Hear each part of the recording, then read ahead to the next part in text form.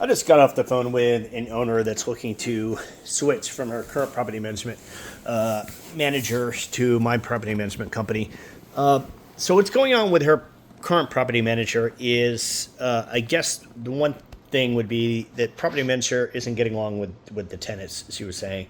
There's a lot of conflicts, and the tenants don't seem to be really enjoying the property manager.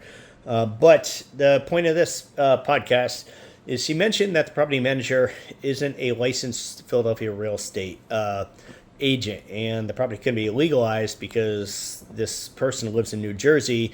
And to actually have a rental license in Philadelphia, the property actually has to have somebody that lives within Philadelphia limits that's designated as the agent. Now, that doesn't have to be paid. It could be a neighbor, it could be your cousin. It's just somebody has to be listed, their address has to be listed as a contact for that rental, relative to that rental license.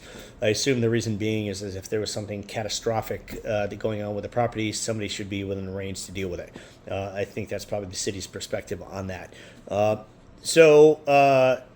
there was a concern about dealing with a property management manager that's not legalized. He's not a legal property manager.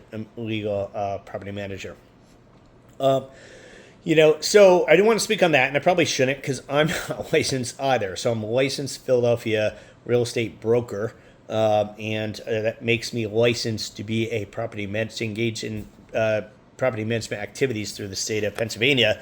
But I'm not a licensed attorney, so I can't give you legal advice. And I really shouldn't be speaking about this topic because it really does kind of go into that. So really seek out those individuals to get the actual legal advice. But from my perspective, she was a little bit concerned about her liability. And I don't know if she needs to be too nervous about her liability dealing with this individual. So from my understanding, this person who's engaged in property management unlicensed in the state of Pennsylvania is at huge, huge risk. So the equivalent would be for me to open up a medical office and start giving medical advice, even though I'm not a licensed medical professional in any way. Or for me to start giving legal advice, and again, to start selling my legal services when I'm not a licensed, attorney. Basically, you're not allowed to engage in a real estate activity, including property management, without being licensed by the state and educated by the state to do so. And the penalties are very real, very stiff. I can't imagine engaging in this activity and that the risk would really be worth it for this gentleman. But talking from a landlord who might be using an unlicensed property manager